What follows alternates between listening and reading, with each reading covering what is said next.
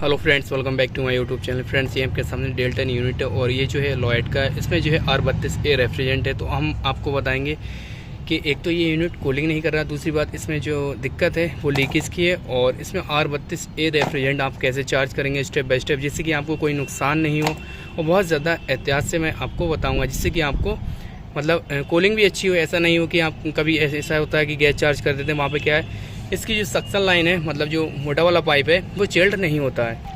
अगर वो चिल्ड नहीं होता है तो उसका भी मैं रीज़न बताऊंगा। क्या रीज़न रहता है जो कि अगर आपने गैस चार्ज कर दी उसके बाद भी ये चिल्ड नहीं होता है तो वहाँ पे क्या दिक्कत होती है, तो आप उसमें भी क्या एहतियात रखें वो भी मैं आपको बताऊँगा। बट यहाँ पे जो दिक्कत है, पहले आपको ये बता दूँ कि दिक्कत यहाँ पे क्या है। तो ये आप देख रहे हैं, इसका नट जो है यहाँ से क्रैक है और यहाँ से ये लीकेज की प्रॉब्लम हुई थी तभी ये, और इसका जो मतलब पाइप है, पाइप भी देख रहे हैं आप, इस तरीके से पाइप बैंड है, मतलब जो फेलियर है वो बिल्कुल बैंड हो गया है। इसी वजह से यहाँ पे गैस लीक है। तो सबसे पहले हम क्या करेंगे, इस नट को ओपन करेंगे। इस नट को ओपन करके दोबारा फेलियर बनाएंगे। इसका जो नट है वो नट निकाल के हम दूसरा नट इसमें यूज़ करेंगे, ठीक है, क्योंकि ये नट जो है क्रैक हो गया। अगर हमने इसको लगा दिया फिर यही दिक्कत रहेगी। तो इसको क्या है, सबसे पहले हम खोलते हैं। उसके बाद जो पाइप हम देख रहे हैं बैंड है, इस पाइप को कट करके ट्यूब कटर की मदद से, और इसमें एक न्यू फिलियर बनाते हैं, न्यू नट डालते हैं। फिर उसके बाद इसको इंस्टॉल करके उसके बाद वैक्यूम करके फिर मैं बताऊंगा गैस का कैसे आप इसको चार्ज करें, जिससे कि आपकी सक्शन लाइन जो है, मतलब यहाँ पे चिल्ड होना चाहिए, प्लस इसमें कूलिंग एकदम प्रॉपर होना चाहिए। फिलहाल लीकेज तो हमें मिल गई, कोई दिक्कत नहीं है। सबसे पहले कभी भी कहीं जाना है आपको लीकेज को ट्रेस करना है। हो सकता है सबसे आपका जो यूनियन है, मतलब आउटडोर यूनिट की वहाँ पे हो, या फिर जो इंडोर यूनिट की होती है वहाँ पे होता है। अगर नहीं मिलता है तो आपका जो इंडोर होता है, इंडोर के लेफ्ट हैंड साइड ज़्यादातर कूलिंग कोयल में लीक होता है। तो आप लेफ्ट हैंड साइड देखेंगे तो वहाँ पे आपको लीक मिल जाएगा। ये आपको 3 जगह आपको सबसे पहले चेक करना है, पहले आउटडोर यूनिट, फिर इंडोर की यूनियन, फिर उसके बाद इंडोर को लेफ्ट हैंड साइड कोयल पे आपको चेक करना है। जो पाइप होते हैं, जो ट्यूब होते हैं, वहाँ पे लीक होता है ज़्यादातर।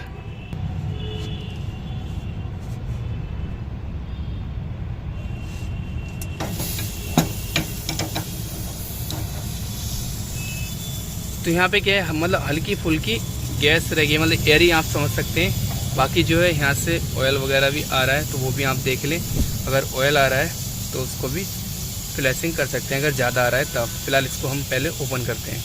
ये फ़िलहाल हमने ओपन कर दिया। उसके बाद में इसका जो फ़िलहाल नट है, नट तो फ़िलहाल यहाँ से क्रैक है, वो दिखाता हूँ मैं। ये जो नट है, नट यहाँ से क्रैक है, और बाकी जो है एक दिक्कत जो इसमें है फेलियर में, वो मैं आपको दिखाता हूँ। इसका फेलियर आप देखें किस तरीके से मतलब बना है, और यहाँ से नीचे से बैंड है, इसी वजह से बहुत ज़्यादा दिक्कत आई है। फिलहाल उम्मीद है कि आपको ये क्लियर तरीके से दिखा सकता हूँ, वरना मैं काट के आपको दिखाऊंगा। पहले मैं आपको दिखाता हूँ इस तरीके से। ये देखें आप, बिल्कुल बैंड हो गया यहाँ से फेलियर नीचे से, मतलब नीचे की साइड जब इसमें फोर्स लगा है तो ये बिल्कुल बैंड हो गया और पंच हो गया सब यहाँ से। इसी वजह से ये जो यूनिट है लीक हो गया था। तो फिलहाल यहाँ से हम इसको कट करके फिलर बना के उसमें फिर मैं आपको कनेक्ट करके वैक्यूम करके फिर मैं गैस चार्जिंग करके दिखाता हूँ। बट इससे पहले क्या है, हम फिलहाल इसको ये काम हो रहा है, उससे पहले मैं आपको एक चीज़ और बता दूँ। यहाँ पे जो रेफ्रिजरेंट है वो R32 है, 930 ग्राम यहाँ पे चार्ज गैस करनी है। वो कैसे करनी है वो भी मैं आपको बताऊँगा, और सारी डिटेल जो है कंपनी यहाँ पर मेंशन करके देती है। इसका जो करंट है वो है 6.42 एम्पेयर, मतलब इसका जो एम्पेयर है वो 6 एम्पेयर है। मतलब स्टार्टिंग लोड आहिस्ता आहिस्ता ये कम भी हो जाएंगे, ठीक। तो यहाँ पे इसका मॉडल नंबर वगैरह सब कुछ यहाँ पर लिखा होता है, और ये यूनिट जो है वो डेल्टन का है। अब बात करते हैं यहाँ पे, जैसे कि फॉर एग्जांपल यहाँ पे आपकी जो रेफ्रिजरेंट है वो R32 रेफ्रिजरेंट है, 930 ग्राम यहाँ पर गैस है। अब बात करते हैं कि आपको अगर गैस जो है स्टैंडिंग में अगर आप गैस चार्ज करते हैं तो अब आप कैसे करेंगे उसको गैस चार्ज, ठीक है। तो यहाँ पे ये सिलेंडर है, यहाँ पर इस तरीके का हमारे पास सिलेंडर है। इस सिलेंडर में जो है अगर आप गैस लेते हैं 930 ग्राम या 940 ग्राम या 950 ग्राम, ठीक है, R32A रेफ्रिजरेंट, उस कंडीशन में आप एक ही बार में चार्ज कर दें, कोई दिक्कत नहीं है। आप चाहे स्टैंडिंग में चार्ज कर दें और थोड़ी बहुत रह जाए तो आप रनिंग में भी चार्ज कर सकते हैं। कभी कभी ऐसा होता है यूनिट आपका पुराना होता है, उसमें ऑयल वगैरह थोड़ा बहुत आ जाता है तो स्टैंडिंग में गैस नहीं जा पाती है, जो जैसे कि आप चार्ज करते हैं। और जब चार्ज करेंगे स्टैंडिंग में गैस तो आपकी वेट के अकॉर्डिंग होना चाहिए। 930 ग्राम है तो 930 ग्राम होना चाहिए। अगर 10-5 ग्राम ज़्यादा है तो कोई दिक्कत नहीं, आप 20 ग्राम भी ज़्यादा है, फिर भी कोई दिक्कत नहीं। तो आप जो है सिलेंडर को जो है, अगर आपका सिलेंडर बड़ा है, जैसे कि फॉर एग्जांपल जब आप गैस चार्ज कर रहे हैं R410 और R32 का मैं बता रहा हूँ फिलहाल यहाँ पे, आप मुझे R32 गैस चार्ज करनी है तो मैं उसका तरीका बता रहा हूँ। अगर आप बेड के अकॉर्डिंग चार्ज कर रहे हैं तो सिलेंडर जो है आप इस तरीके से, जैसे कि आपका सिलेंडर बड़ा है, फॉर एग्जाम्पल 3 kg का सिलेंडर है या फिर 4 kg का सिलेंडर है और गैस आपकी है 1 kg या फिर 1 kg से नीचे है, जो भी आपकी यूनिट में है उसके अकॉर्डिंग है, तो आप सिलेंडर जो है, गैस जो है वेपर में चार्ज करेंगे। मतलब सिलेंडर को, सॉरी वेपर में नहीं, लिक्विड में चार्ज करेंगे। सिलेंडर को उल्टा करके गैस को चार्ज करेंगे। मतलब सिलेंडर इस तरीके से उल्टा कर लेंगे तो लिक्विड सारा जाएगा। जब लिक्विड जाएगा तो उसमें क्या होगा, आपकी कूलिंग की परफॉर्मेंस बहुत ज़्यादा अच्छी होगी और वैक्यूम आपको प्रॉपर करना है, ठीक है। तो यहाँ पे जो सिलेंडर की मैंने बात की है, अगर आपका जो है वेट के अकॉर्डिंग डालते हैं गैस, तो आप एक ही बार में गैस चार्ज करते हैं, कोई दिक्कत नहीं। मतलब स्टैंडिंग में छोड़ दें, थोड़ी बहुत रह जाती है, आप रनिंग में छोड़ दें, क्योंकि आपने वेट के अकॉर्डिंग गैस लेके आए। तो गैस जो है वेट के अकॉर्डिंग हुई तो आप गैस चार्ज कर सकते हैं, कोई दिक्कत नहीं। अब बात करते हैं कि अगर आपके सिलेंडर बड़ा है, उसमें आपको नहीं पता है उसमें रेफ्रिजरेंट कितनी है, तो आप उसके अकॉर्डिंग कैसे गैस चार्ज करेंगे।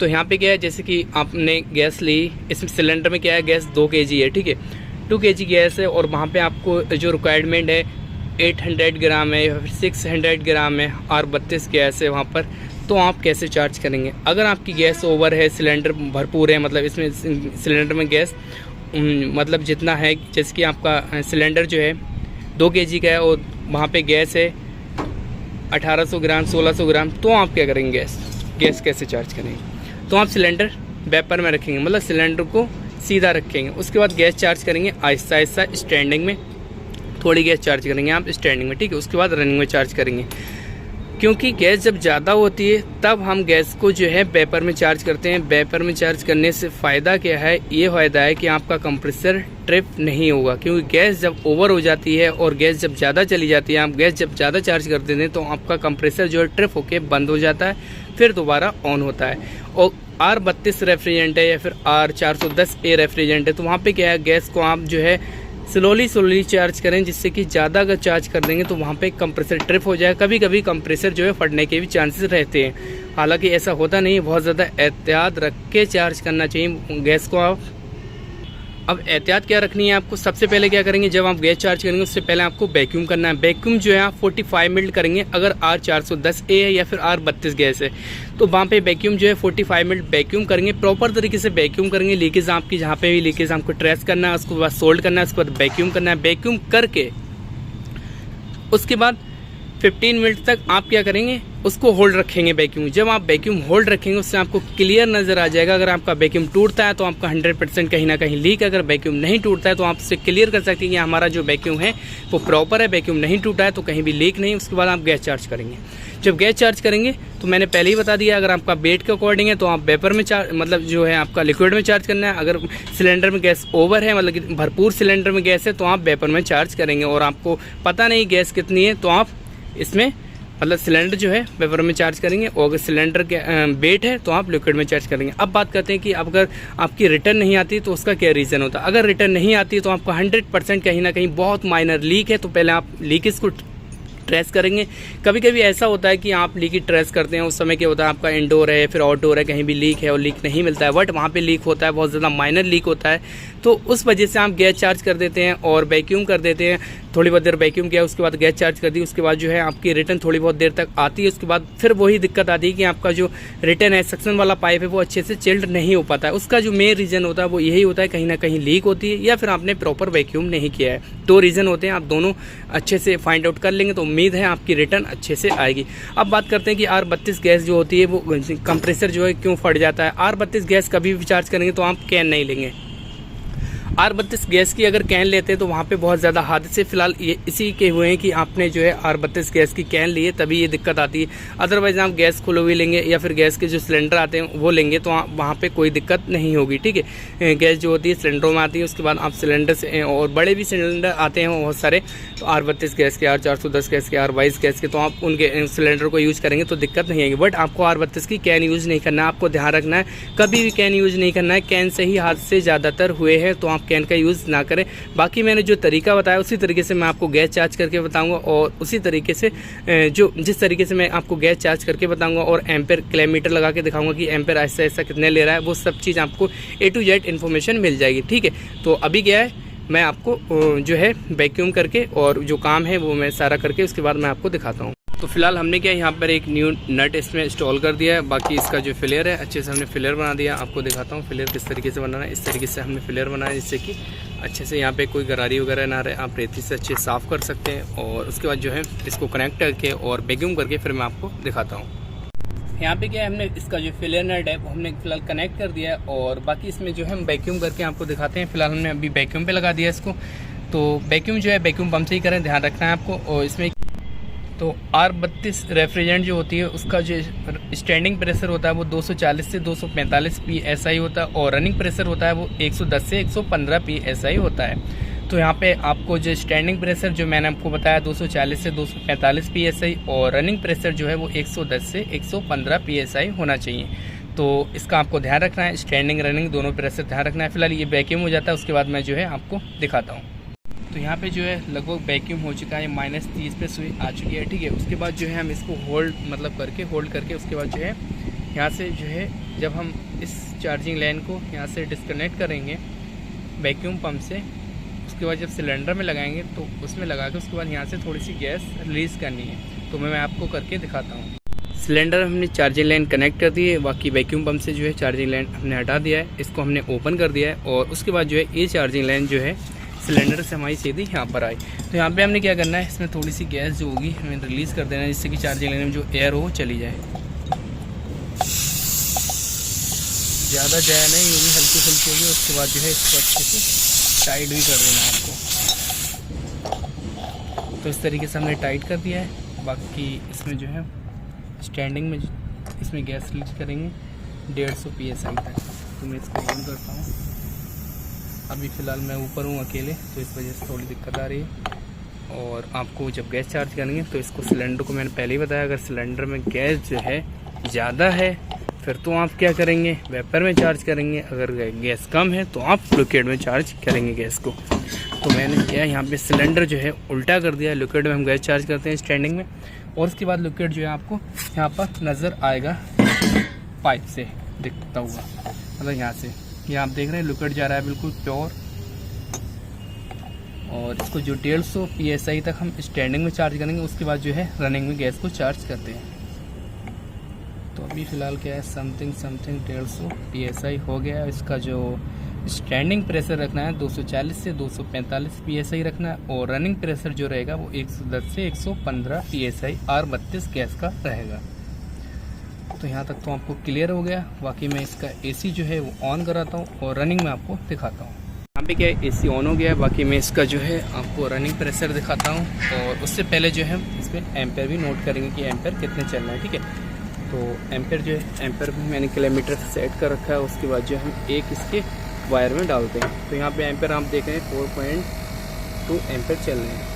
बाकी इसके एम्पेयर जो करंट है वो 6 एम्पेयर है। ऑलरेडी मैंने आपको दिखा रखा है, आपको मैं दोबारा दिखाता हूँ। यहाँ पे 6 पॉइंट कुछ एम्पेयर है, 4 यहाँ चल रहे हैं। इसका जो रनिंग प्रेशर है अभी यहाँ पे फ़िलहाल आ चुका है। तो अभी क्या है, हम इसमें गैस चार्ज करते हैं और आहिस्ता आहिस्ता फिर गैस चार्ज करेंगे। ज़्यादा आपको गैस रिलीज़ नहीं करना है रनिंग में। और रनिंग का प्रेशर जो है समथिंग 5 मिनट तक आपको देख लेना है कहाँ तक पहुँच रहा है। उसके बाद जो है हमें यहाँ पर नोट करना है कि रनिंग प्रेशर कहाँ है। उसके बाद आहिस्ता आहिस्ता आपको एम्पेयर भी नोट करना है। एम्पेयर नोट करेंगे उससे आपको क्लियर नज़र आ जाएगा कि इसमें कितनी रेफ्रिजरेंट पहुँच गई है। बाकी आप जो है रनिंग प्रेशर भी बार बार चेक करते रहेंगे तो उससे भी आपको क्लियर नज़र आ जाएगा कि यहाँ कहाँ तक इसका रनिंग प्रेशर है। उसके बाद रिटर्न चेक करेंगे तो इससे क्लियर कर सकते हैं।